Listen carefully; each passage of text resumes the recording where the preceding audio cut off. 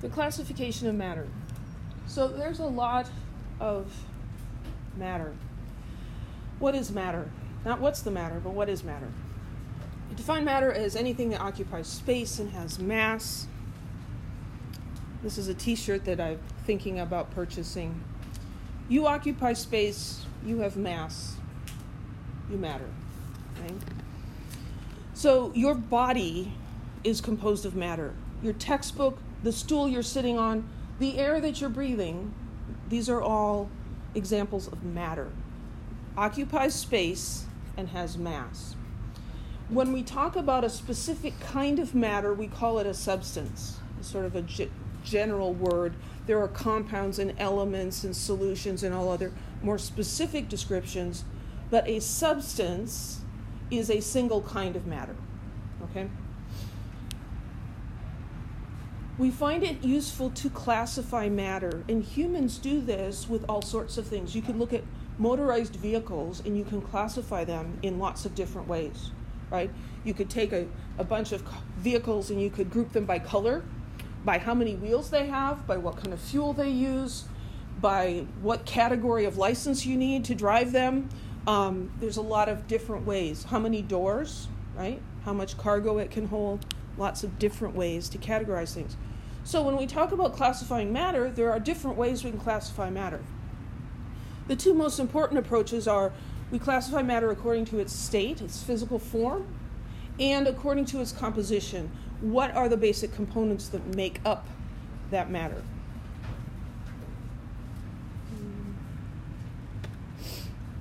So the states of matter.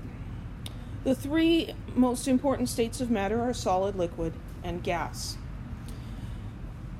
The transition between these three states for a given substance usually has to do with temperature. So let's just use water as an example. I know the picture is green and water isn't green, but we'll just pretend. So in the solid state, it really does look like green gelatin, doesn't it? In the solid state, water is called ice cubes, right? If you heat up ice cubes, what do? They melt and they become a liquid, and we call that water. So that's the liquid. If you heat the liquid, it evaporates and turns into a gas. So those are three states of matter that one substance could be in any of them. The transitions involve temperature. If you add heat to a solid, it will turn into a liquid. You add heat to a liquid, it will turn into a gas. There are differences here, not in what the particles are. All of these are composed of these little that's not red, that's green spheres, right?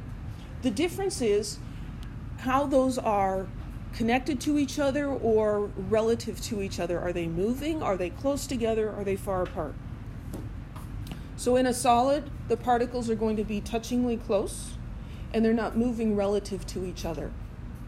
In a liquid state, they are still touchingly close, but now they can move around. This thing of swimming, right? Water molecules moving around. And that's what allows water, liquids, to take on the shape of their container. If you take an ice cube out of an ice cube tray and you set it on the counter, does its shape change? No.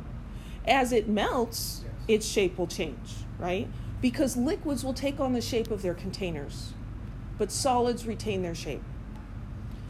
In the gas form, the particles are also free to move relative to each other, and there's a lot of space between the particles. And in between the space is not air, it's nothing. There's nothing in between the particles. So gases not only take on the shape of their container, they also take on the volume of the container. So you put them in a larger container and they expand. You put them in a smaller container and they compress. So to help you understand the relationships here, I used to use cows, but now I use students. There are three states of students. So currently you are in the solid state. We're in lecture, everybody's sitting or standing, and we're all stationary. I'm going to stand still so I'm not liquid. We're all stationary relative to each other, right? The person who's sitting to your left has been sitting to your left for the last 5 minutes. They didn't move. That's a solid state. Now, is everyone perfectly still? No. No. Everyone's at least breathing, right? Even if you've dozed off, you're still breathing, right? Some of you are fidgeting because this is getting boring and you wish you were doing something else, whatever. You're all moving. The particles in a solid are also moving. They're just not moving relative to each other. So they are like you fidgeting in their chairs, right? They're vibrating and wiggling, not moving relative to each other. So for here, the liquid, this is a lab situation. In lab, we get up and we move around. We're still very close, 30 plus people in this room. We're still touchingly close. You could reach out and touch someone, right? But we're milling about. Okay, so that's what liquids do. Now the particles are able to move relative to each other. And this is the gas state. In the gas state, that's when class is over. And we effuse out the door, and you go off in different directions, and you maybe don't see anyone from class until the next class period when everybody comes in here and condenses again. Okay?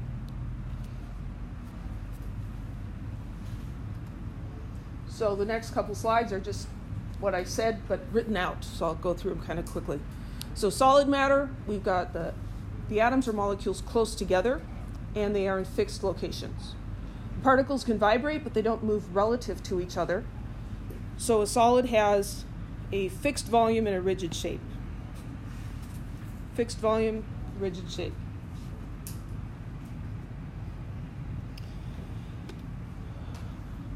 We can take solid matter and classify it further. We can divide this into crystalline and amorphous forms. So right now you guys are crystalline form of solid students because we're sitting in rows. There's an order to how you're sitting. Amorphous literally means without shape. So an amorphous solid has its particles arranged randomly. So that would be like in kindergarten. There's lots of kindergarten classes started yesterday, and you can imagine the teacher calling the students up, come on up, kids, sit on the floor, we're going to have story time. Are those first brand new kindergarten, are they going to sit in rows on the carpet? No, they're going to be all on top of each other, right? That's amorphous, without shape, no long-range order. The diamond shown here is an example of a crystalline solid. These carbon atoms have a very definite pattern that extends in all three dimensions. In liquids, the particles are still close together, but they can move relative to each other. And so that affects the properties. Liquids have fixed volumes, but not a fixed shape, so their shape can change. This is why liquids can flow. Liquids can flow, they can take on the shape of their container. In a gas, there's lots of space between, and this gives rise to a characteristic of gases called compressibility. So here we have a solid inside of the container. This is a piston, and you can push down on this. You can push down as hard as you want, and you can't squeeze those particles any closer together because they're already touchingly close. There's no space. In a gas, though, there's a lot of empty space between the particles. And if I press down on this hard enough, I can squeeze those particles closer together. It's compressible. So gases can take on the volume of their container.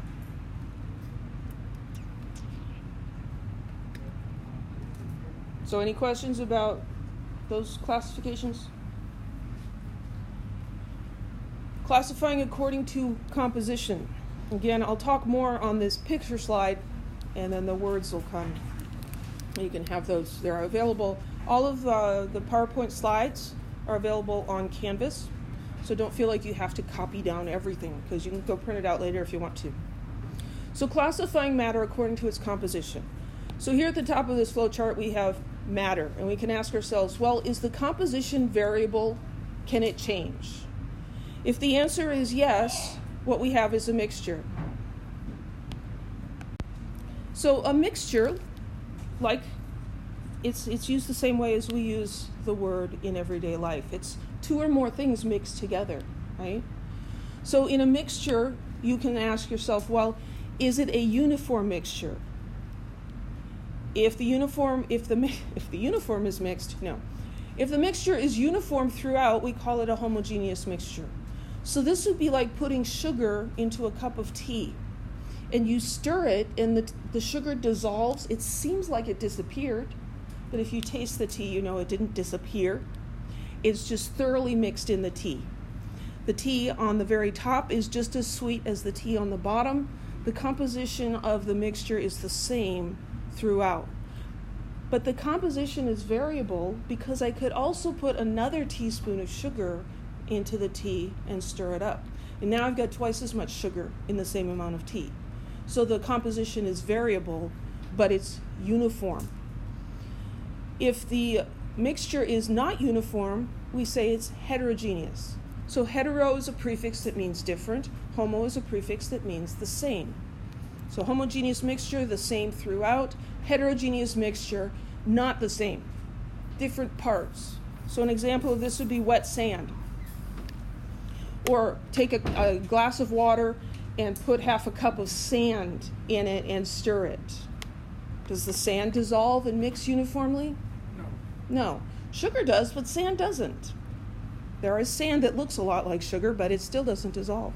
Okay. Yeah? Would that work the same way with oil as well? Yes, oil and water, you can mix them together, but they will separate and form a heterogeneous mixture. So it doesn't matter on the form of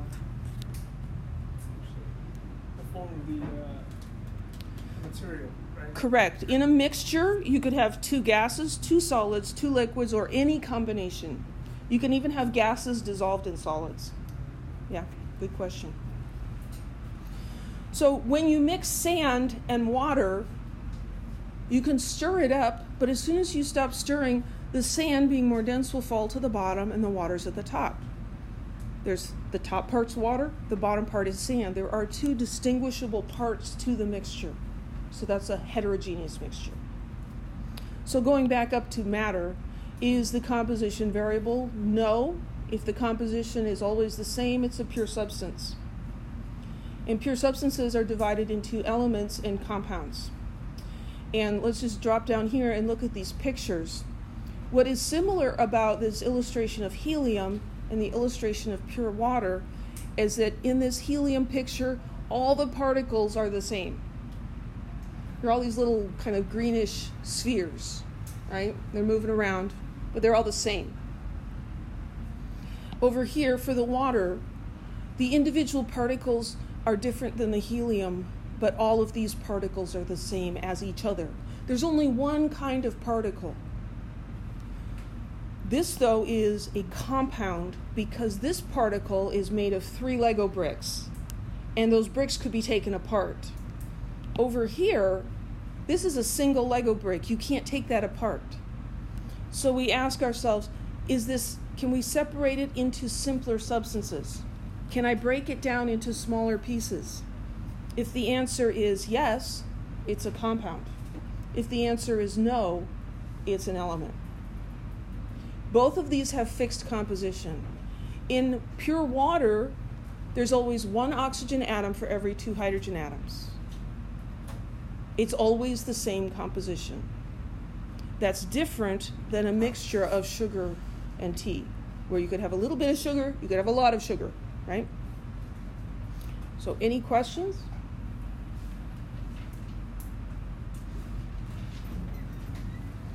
So then here are the slides with words.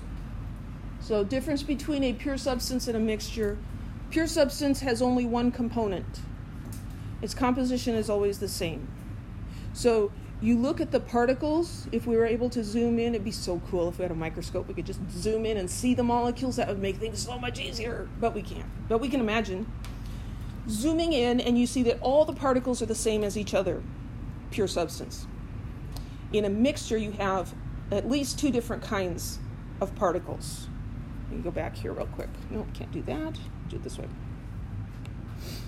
Here, if we look at the particles, we have water molecules and we have sugar molecules. There's 2 different kinds of particles. In the homogeneous mixture, they're thoroughly mixed together. In the heterogeneous mixture, we also have 2 different kinds of particles, but now they're kind of lumped together. or one in one area and another in another area. Pure substances we break into elements and compounds based on, can you take those individual particles and break them into smaller pieces? If the answer is no, it's an element. If the answer is yes, it's a compound. Oh yeah, I just said that. Most elements are reactive and are not found by themselves. So you don't find the individual Lego blocks unattached. Most atoms are going to react with other atoms and form molecules. We can categorize mixtures as homogeneous or heterogeneous based on how well those two things mix. Heterogeneous, we've got a composition that varies. Part of the mixture has a different composition than another part of the mixture. So a salt and sand mixture. The bottom, there's sand and water together, but at the top it's just water. And the proportions can be different. Homogeneous is the same throughout. So sweetened tea, the top of the tea is just as sweet as the bottom. So the composition is uniform, but we could change it. We could add more sugar and make us a more sweet tea. So let's look at this. So in these images, a blue circle represents an atom of one type of element. A red square represents an atom of a second type of element. Which image is a pure substance?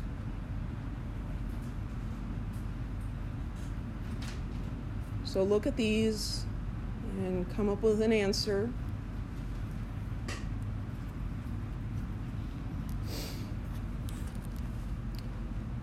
So anyone want to volunteer? A. So A represents a pure substance. The reason is that each of these, each blue circle is connected to a red square, like they're holding hands or something. And so that makes a particle. And this particle is the same. And my pointer locked up. Each of those is one blue circle and one red square. All the particles are the same. If we go over to panel B and panel C, we have individual blue circles and red squares. Two different kinds of particles. Everybody okay with that? Now, just looking at B and C, which of those is definitely a heterogeneous mixture? C. This is heterogeneous because the blue circles are all clumped up here and the red squares are down here. This is more homogeneous. They're more mixed throughout. Any questions? So for A, since they're equally combined, like one red square, one blue circle, is there any type of like combination where they're not all uniform and there might be like two blue circles to one red square, or? Yes, you could have that. Okay. You could have this one of each with two blue circles to one red square. That would be a different compound, okay. And so then you would have a mixture. So you can have a mixture of elements, you can have a mixture of compounds. Which brings up a good point. This is not an element, this is a compound because it has two different elements. We could break this down into simpler pieces. If it's the same element, would it still be considered a compound? That's an excellent question. So what if I had pieces that look like this?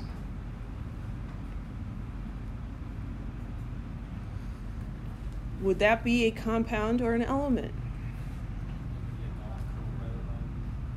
It is a molecule. A molecule is two or more atoms bonded together. So this is definitely molecules. But if I break this into individual pieces, it's still the same type of atoms. And so that gets a little confusing, especially at this point in the semester. But this would be considered an element, not a compound. And we will find that there are some elements that prefer to go around as these molecules. We call them diatomic because they have two atoms. And we'll talk more about those. Yeah? Do the properties of the atoms change when you add more That's an excellent question. So here with this compound where I have one blue and one red, no matter what I do to that, it's the same compound and it will have the same characteristics. If I change this so that it now has two blue circles on it, that is definitely going to change its composition. It's changing its properties as well. And a change like that could change something from being beneficial to being highly toxic. It could change it from a solid to a gas at room temperature. It can have huge effects. I was more wondering about just blue atoms. Okay. So like if you had like 3 blue atoms bonded together instead of 2? Yeah, would that change the properties? That's also a good question. So what if we had, some had 3 atoms and some had 2? That would change the properties. Maybe not as much as you would see in a compound, but there are instances, they're called allotropes, where you can have the same element. Sulfur is one, phosphorus is another, where some sulfur is present as 8 sulfur atoms bonded together, and another one I think is like 4, and those forms of sulfur are going to have different properties. Would that still be a pure substance because it's all the same element? Good question. So if I had this and this together, mixed together, would that be a pure substance? Oh, you guys are asking great questions. Well, technically it's an element, but I'm not sure if you could really call it a pure substance. So that'd be one of those weird situations.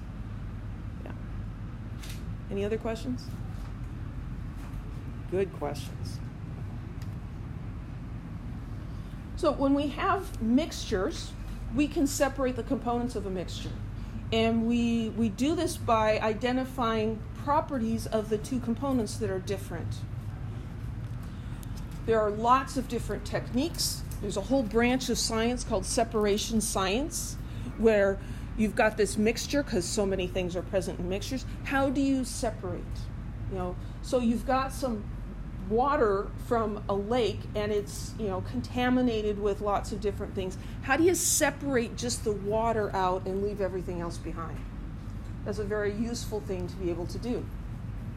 So just thinking in simple examples. So if we think back to that mixture of sand and water, we can use a technique called decanting.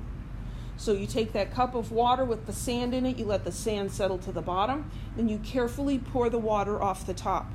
The sand will stay in the bottom, and you can separate most of the water from the sand. Some of the water will stay behind with the sand, but you can get some pure water out. Right? That's called decanting. That's separating a solid from a liquid. If you have 2 liquids, 2 homogeneous liquids, they're mixed thoroughly, one way to separate them is by distillation. This takes advantages of the different boiling points of the 2 liquids. So let's say we had a mixture of alcohol and water. Alcohol boils at a lower temperature, it's more volatile, and water boils at a higher temperature, it's less volatile. So we can set up an apparatus like this. So here we have our mixture of alcohol and water, and this is exactly the same process that happens when they distill liquors, like making brandy or vodka or whatever. This is how they do it. You've got this mash where you've mixed whatever it is you're fermenting, and the bacteria and stuff do the work for you and form alcohol from the sugar. And then the question is, well, how do I get the alcohol out? You distill it. So this is heated, and the alcohol, because it has a lower boiling point, will evaporate first. And it'll go into the gas state, but that's what we want to keep, so we're not going to let it escape. So there's a stopper up here.